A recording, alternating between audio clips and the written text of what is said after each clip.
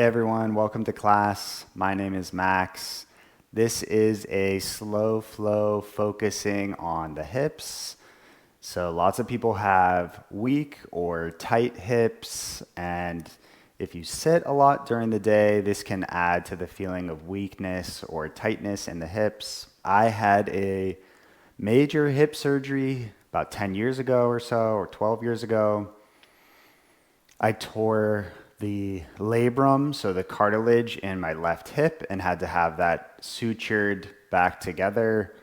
And when they went in for the surgery, the doctor shaved the head of my femur bone so that it would fit better into the socket. And it took me several months to be able to walk again after that. And that's really how I got into yoga. My injury prevented me from doing things like running and ice skating. My initial injury was from an ice hockey injury. And so that's how I got into yoga, because I was able to do some low impact and start to strengthen the area. I'm just sharing my story so that if you're in a similar situation, maybe you had a hip injury, or maybe you just have weak or tight hips, not from an injury, that you're welcome here to practice. I wanted to give a quick reminder that if there's any pain at any point in your hips or any other joints throughout our practice, then that's a sign to back off, take it easy. So we'll get into our short flow to give some love to the hips. I have a block here. You don't need a block, but for example, we're going to start in this cross leg position. So if you want to go ahead and start to join me now, you can get in your cross leg position. And if your hips are especially tight, you might want something like a block or a pillow to sit on. Just elevating your hips gives a little bit more space, and for me, it makes it more comfortable, so you might find the same. So let's meet in this cross-leg position on our mat. We'll just have a moment to arrive at the beginning of our practice. So maybe you want to close down your eyes, taking a couple breaths through the nose, slowing the breath down, signifying to our mind that we're going to begin this practice. See if we can settle down the nervous system. And just take a moment to yourself to set your intention now.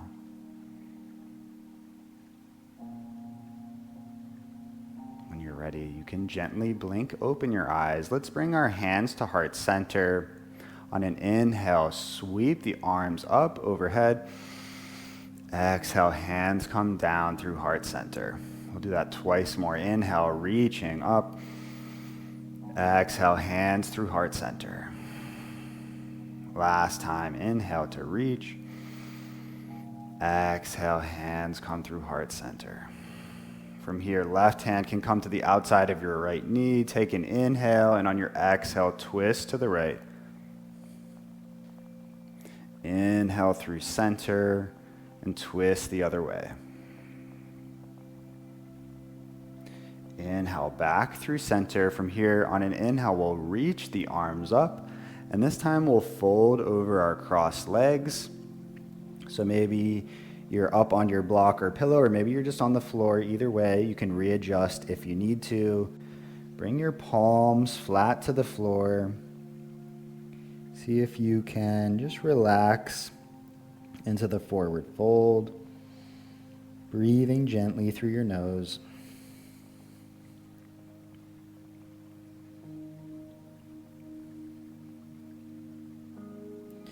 Start to walk the hands back, and then you can lift back up to your seated position, and we'll just switch the cross of the legs. So whichever leg was in front, move the other leg to be in the front. Find length through your spine. Inhale to reach up. Exhale, folding it forward.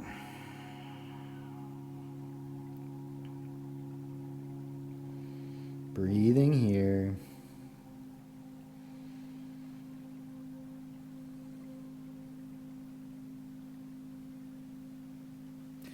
And then slowly walking the hands back, releasing out of this position. If you have your block or pillow, you can just move that out of the way. And we'll make our way to tabletop position on our hands and knees. So from our tabletop, we'll flow through a couple cat-cows. Inhale to arch your back looking up. Exhale to round your spine. Inhale to arch. Exhale to round. Flow through a couple more, linking your movements and your breath.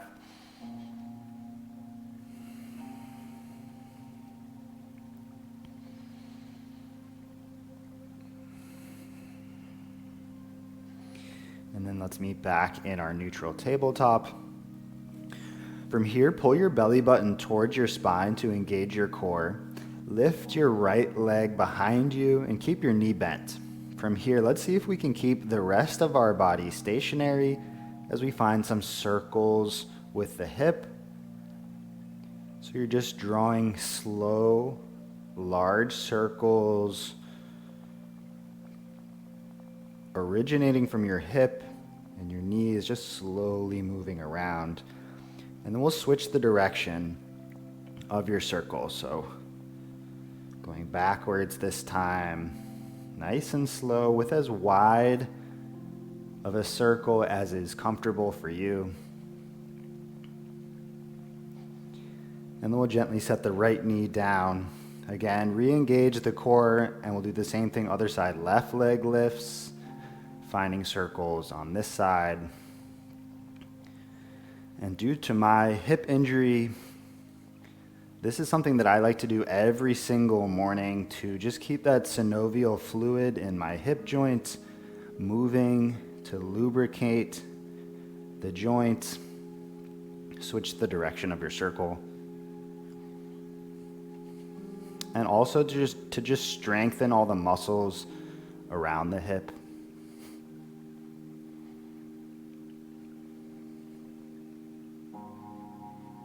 So we'll slowly lower that knee back down, coming back to our tabletop position.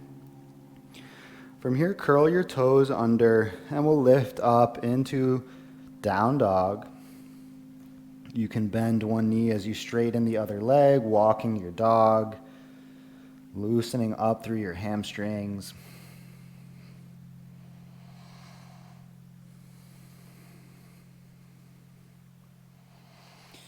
And then find stillness in your down dog. Walk your feet together. On an inhale, right leg lifts for three-legged dog. And then we'll bend the knee and open the hip, stacking the hip. Bring your heel close to your glute. Noticing the sensation here. You can also roll through your ankle. You can even take the hip circles here in this position. It gives a little bit of a different sensation. Both directions. From here, right foot comes down, back to our down dog. We'll lift the left leg for three-legged dog on the other side. Again, bending the knee, stacking the hips. Same option, you can roll your ankle. You can find the hip circles in this position.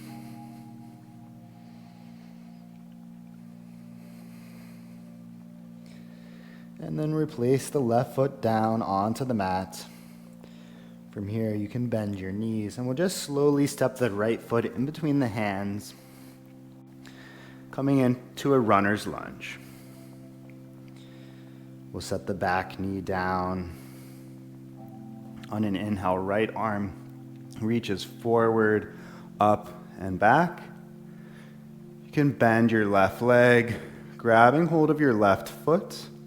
If you can't reach your foot, or you don't have access to that foot, don't worry about it.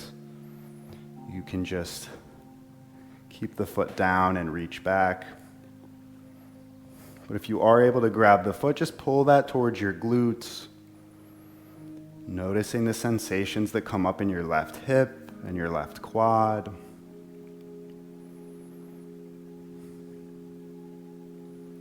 Slowly release that left foot down. And we'll find a half split here. So right leg goes long. You can be on your fingertips.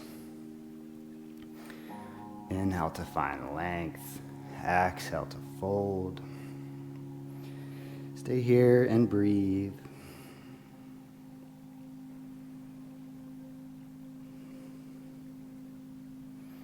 We'll place the bottom of the right foot down on an inhale, coming up for our low lunge. Grab hold of your left wrist, and we'll find a side bend here in this low lunge position. And notice how this one feels on your left hip as well. For me, this one feels particularly good.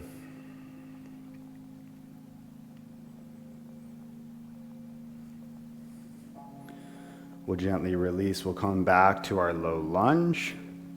Curl your back toes under, lift your back knee, and we're in our crescent lunge. Open twist, right arm reaches back, left arm reaches forward. And then we'll do a twisted exalt, so left arm comes up, a little bit of a back bend. And we'll hang out here for a couple breaths. This one, again, feels very good for me. I feel strong sensations in the front part of my left hip as well as up the left side of my body. So hopefully this feels good for you as well. Gently release, and we'll come into Warrior Two for a moment before finding a wide-legged forward fold. So all toes pointing in the same direction. Stance is nice and wide. You can slowly come down into your forward fold. From here, we'll do some side lunges to either side to just work into the inner line of the legs. So finding Skandasana, side lunge to the back of your mat. Left leg bends, right leg stays straight. Maybe your right toes point up towards the ceiling. Inhale through center. Exhale, Skandasana to the top of your mat. So right leg bends, left leg is straight. Let's just do that once on each side. Inhale through center. Exhale, Skandasana to the back. Inhale through center. Exhale, Skandasana to the front. Inhale to come back to wide-legged forward fold. We'll walk the hands around to frame the right foot runner's lunge at the top of your mat. Step back into a plank pose. Engage your core. Take a breath. And then left leg can step through runner's lunge on the other side. Slowly lower the back knee down. Inhale to come up for low lunge. And then an exhale, we'll find half split on this side. Left leg goes long. Inhale to find length. And on your exhale, fold over your left leg and keep breathing.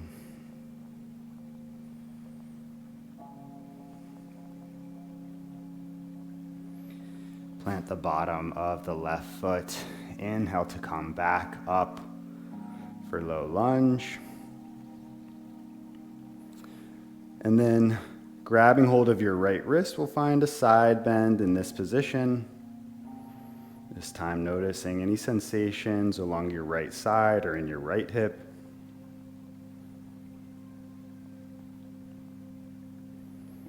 Start to release, coming back to your low lunge. Curl your back toes under, engage your core, and rise up into your high lunge.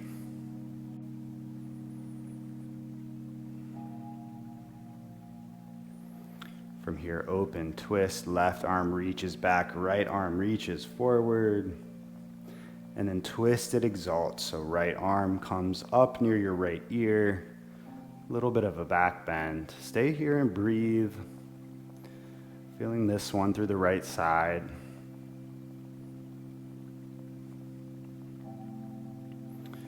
Slowly cartwheel the arms open to your Warrior Two. And then we'll find our wide leg forward fold on this side. Same thing here, couple Skandasanas to either side. Feel free to take your time this time. Go at your own pace. If one side feels tighter than the other, you can totally hang out more on one side.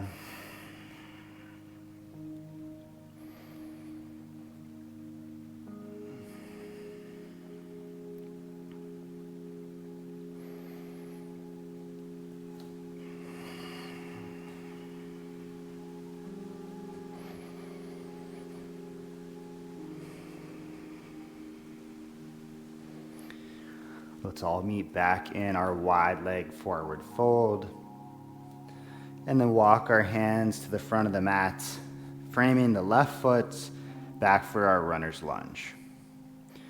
From here, we'll just bring both hands inside the left foot and walk the left foot out to the left. Engage your core. And we'll step the right foot to the right edge of the mat and lower down for our malasana, our yoga squats. So for you, I'm going to just turn to face towards the camera. If you feel like you can't come all the way down, that's totally fine. Don't worry about it. It's totally acceptable to stay higher. If that feels better for your hips, you can come even higher. Or you can also lift your heels, and sometimes putting something under your heels, like a book, that just lifts your heels a little bit, just gives you a little more room to work with. So if that's you, it's totally fine. If you're all the way low in your malasana, you can bring your hands to heart center, maybe elbows go into the hips. See if you can lengthen your spine, lengthening the back of your neck. So this super deep squat position is really good for the hips, provided that there's not any pain. So this is something else that I like to do every morning. So from here, we're gonna come down and we're gonna set up for a 90-90 position. So bring your left shin parallel to the top of your mat. So it's like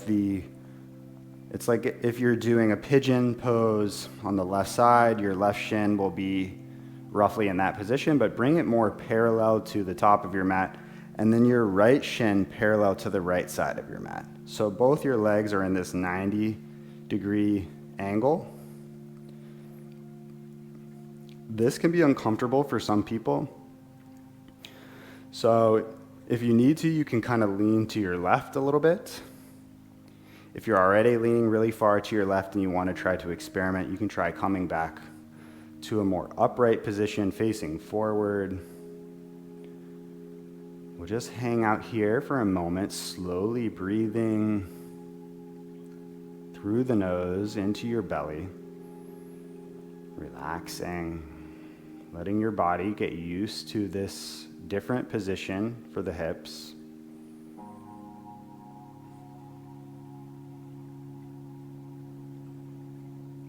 And then from here, see if you can keep your left knee and left shin pinned down to the floor. So keep that here. Lift your right knee. And so maximize the distance between your two knees. For me, this is as far as I go. Other people might be further or closer together. Once you've hit your maximum distance, we'll keep that max distance and just open up and find 90-90 at the other side. So now your right shin is parallel to the back edge of your mat, and your left shin is parallel to this side of your mat. We're just in a mirror image of where we were before. It might feel tighter or easier on this side. If your hips are different like mine, one side might be easier. That's totally normal. Again, you can lower your torso more to the right to ease up on any pressure on your left hip, or you can push further up into a more upright position, facing what is now towards the back of your mat, or just straight forward over your right leg. See if you can bring some attention to the breath here. Again, low and slow breathing, So by low, I mean low into the belly.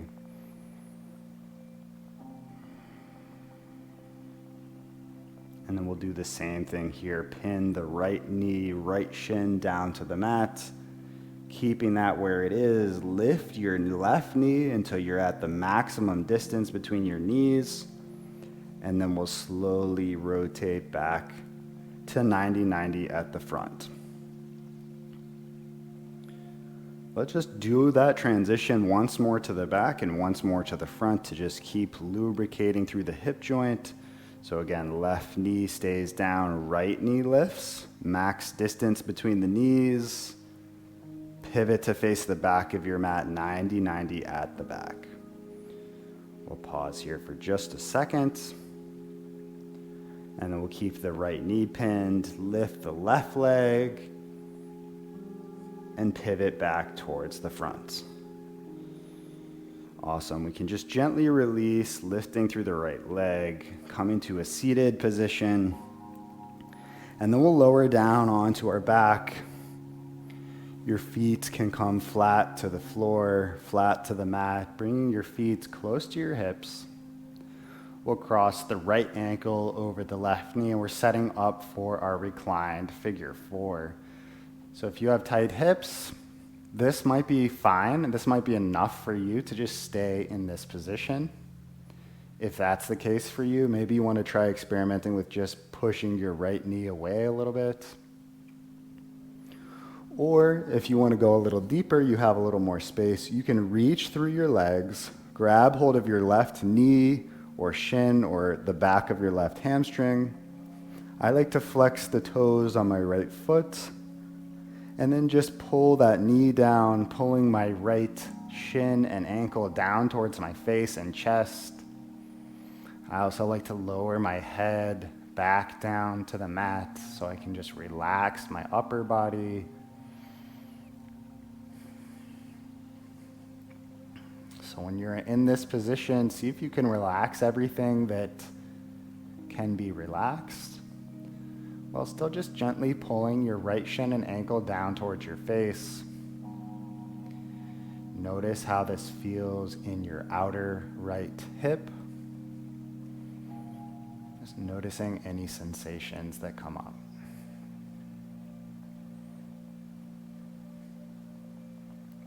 Slowly release, and we'll just switch it out for the other side. Left ankle crosses over your right knee. Again, option to stay right here if this is enough for you, or maybe you want to push that left knee away. And if you want some more, you can reach through, grabbing hold of the right leg, flexing the toes on your left foot, lowering your head and shoulders back down to the mat, and gently pulling your left ankle, left shin down towards your chest and your face. For me, this is the side that's a little tighter.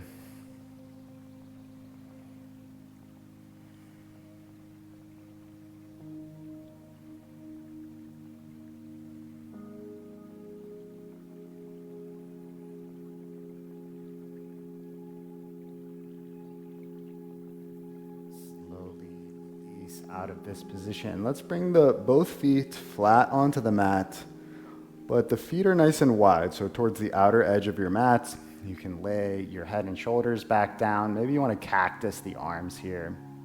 And we'll just do some windshield wipers with the knees, just to help move through the hips a little more, so knees can go over to the right, through center, and then to the left. And you can feel free to go back and forth at your own pace a few times. Just noticing how this movement feels in your hips.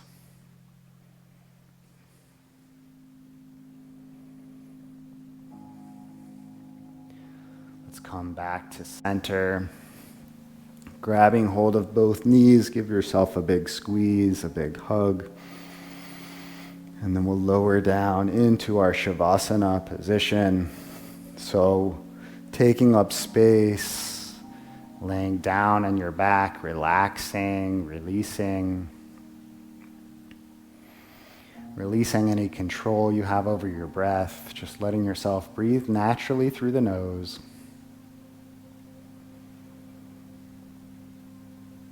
Maybe bringing your attention, your awareness to your hips. And just noticing how they feel now after this movement, after a little bit of stretching, moving, strengthening.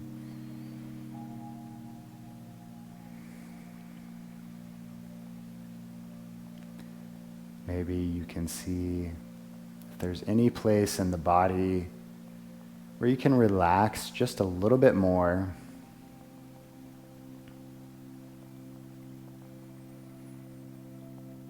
Savasana is where I'm going to leave you to end our practice today. Thank you so much for practicing with me, for sharing your energy. May we open to awareness for the benefit of all beings.